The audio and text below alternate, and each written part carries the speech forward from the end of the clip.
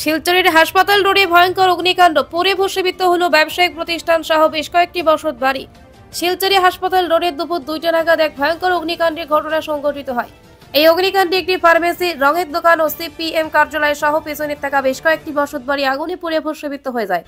অগ্নিকাণ্ডের এই ঘটনাকে কেন্দ্র করে এলাকায় তীব্র চাঞ্চল্যের সৃষ্টি হয়েছে। খবর পেয়ে দমকল বাহিনীর মোট 8টি ইঞ্জিন ঘটনাস্থলে পৌঁছলে আগুন নিয়ন্ত্রণে আনতে পারেনি বলে স্থানীয় সূত্রে খবর পাওয়া গেছে।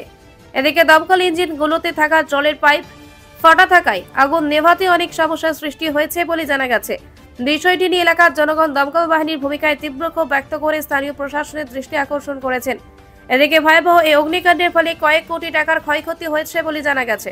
ইলেকট্রিক শর্ট সার্কিট থেকে অগ্নিকাণ্ডের ঘটনা সংঘটিত হয়েছে বলে জানা গেছে। তবে দমকল বাহিনী আগুন নিয়ন্ত্রণে আনার প্রয়াস অব্যাহত রেখেছে। ঘটনার খবর পেয়ে শিলচরে পুলিশ সুপার নোমাল মাহাতো, অতিরিক্ত পুলিশ সুপার সুব্রত সেন ও সদর থানার ওসি সহ বিশাল পুলিশ বাহিনী এলাকায় পৌঁছে পরিস্থিতি নিয়ন্ত্রণে আনার চেষ্টা করছে। কিন্তু অগ্নিকাণ্ডের এই ঘটনায় বর্তমানে এলাকা জুড়ে এখনো তীব্র চাঞ্চল্য বিরাজ করছে। আমি তখন দিয়ে দেখি পুরো জায়গাটা আগুনে একদম ধরে নিয়েছে। কিন্তু একটা দুঃখের বিষয় হলো আজকে আমাদের এখানে যে আসাম ফায়ার ব্রিগেড আছে, এই ফায়ার ব্রিগেডে যে পরিষেবা দিয়েছে একদম নিম্নমানের। কেননা আজকে দেখেছি যে এই পাইপ ফাটা, যারা জল আনছে আধা জল পড়ে যাচ্ছে। আপনারা সামনে দেখুন, ক্যামেরাটা ঘুরিয়ে একবার দেখুন, সব জল বেরিয়ে যাচ্ছে। আধা গাড়ি জল মানে ওই জায়গায় যেতে পারছে না।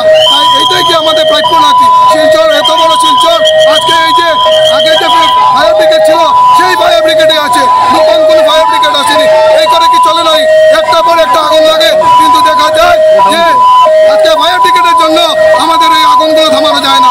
তাই আমি সবার কাছে একটা বিনম্র অনুরোধ, শিলচরে যত এমপি বলুন, এমএলএ বলুন, সবার কাছে আমার অনুরোধ, ভালো একটা ফায়ার ব্রিগেডের ব্যবস্থা করুন।